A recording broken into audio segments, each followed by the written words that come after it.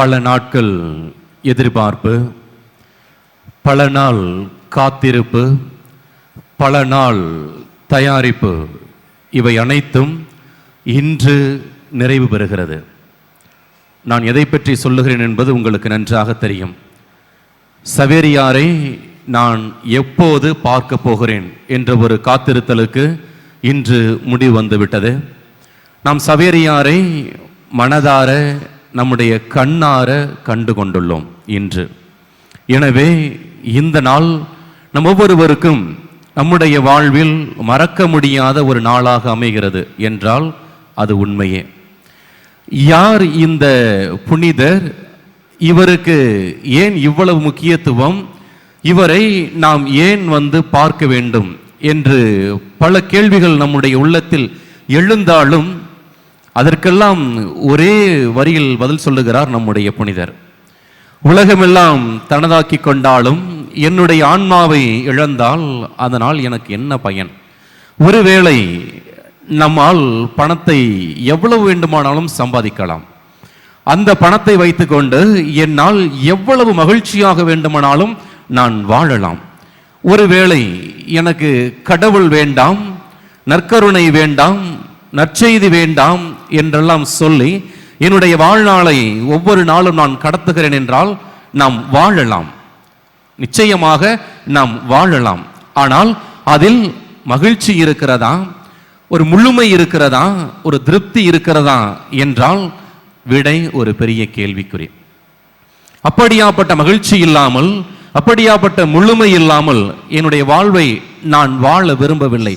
எனவேதான் பல நூறு மைல்கள் தாண்டி இறைவன் இயேசு கிறிஸ்துவின் வார்த்தையை தன்னகத்தை கொண்டு பல்லாயிரம் மைல்கள் தாண்டி நம்முடைய மண்ணில், நம்முடைய இந்திய மண்ணில் வந்து இறைவனின் வார்த்தையை அவர் அந்தந்த பகுதி வாழ் மக்களின் மொழிக்கு ஏற்றாற்போல் கற்றுக்கொண்டு, அந்த மக்களுடைய பழக்க வழக்கங்களை கற்றுக்கொண்டு அவர்களோடு வாழ்ந்து இறைவனின் நற்செய்தியை எடுத்துரைத்திருக்கிறார் என்றால் அவர் எப்படியாப்பட்ட மகத்துவம் வாய்ந்த இந்த உலகை பற்றி முழுமையாக துறந்த ஒரு புனிதராக இருந்திருப்பார். அப்படியாப்பட்ட ஒரு மனிதரை புனிதராக உயர்த்திய அந்த கடவுளின் இல்லத்தில் நாம் இன்று சந்தித்திருக்கிறோம். ஏன்? நாம் நம்முடைய கரங்களை அவர் மேல் வைத்து ஜெபித்திருக்கிறோம். எனவே அன்புக்குரிய சகோதர சகோதரி, அப்படியாப்பட்ட அந்த புனிதனுடைய வாக்குத்தத்தம், உலகமெல்லாம் தனதாக்கி கொண்டாலும் என் ஆன்மாவை இழந்தால் எனக்கு என்ன பயன்? ஒரு பயனுமே கிடையாது. அதனால் நாம் இந்த உலக ஆசைகள், உலக செல்வங்கள் இவை எல்லாம் நமக்கு தேவை. ஆனால் அதையெல்லாம் தாண்டி ஆன்மீகம் என்ற ஒன்று, கடவுள் என்ற ஒருவர் எனக்கு தேவை என்பதை முழுமையாக ஏற்றுக்கொண்டு வாழ்ந்தோமையானால் நம்முடைய வாழ்வு இன்னும் மகத்துவம் வாய்ந்ததாக இருக்கும். அதற்குத்தான் இன்றைய முதல் வாசகத்தினுடைய இறுதி வரி இப்படியாக சொல்லுகிறது: உம்மை கண்டவர்களும் உமது அன்பில் துயில் கொண்டவர்களும் பேறு பெற்றோர், நாமும் வாழ்வது உறுதியே. உம்மை கண்டவர்களும், அதாவது இறைவன் இயேசு கிறிஸ்துவை கண்ணார நாம் ஒவ்வொரு நாளும் இந்த நற்கருணையில் நாம் காண்கிறோம். அதே போன்று உமது அன்பில் துயில் கொண்டவர்கள் யார்?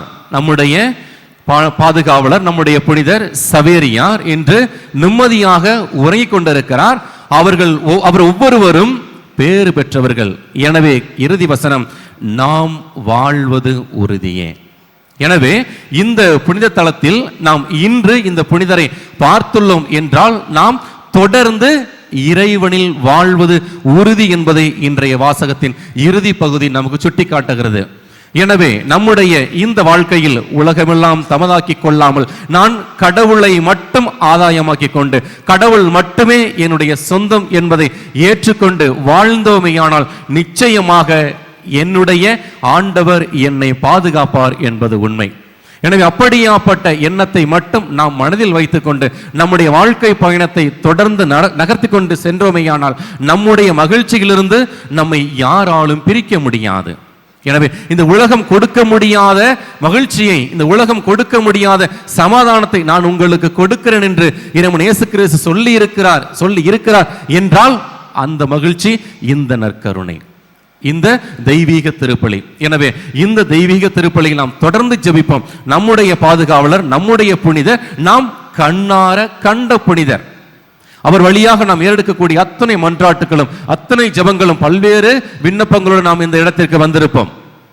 எனவே அப்படியாப்பட்ட அனைத்து விண்ணப்பங்களையும் நாம் நம்முடைய புனிதர் வழியாக ஏறெடுக்கின்ற பொழுது அவை அனைத்தையும் இறைமகன் நிறைவேற்றுவார் என்பது நம்முடைய நம்பிக்கையாக இருக்கிறது. எனவே அன்புக்குரிய சகோதர சகோதரிகளே, உலகமெல்லாம் தமதாக்கி கொள்ளாமல் மாறாக இறைவன் இயேசு கிறிஸ்து மட்டுமே என்னுடைய உலகம் என்பதை மட்டும் மையமாக கொண்டு வாழ வர வேண்டுவோம். ஆமென்.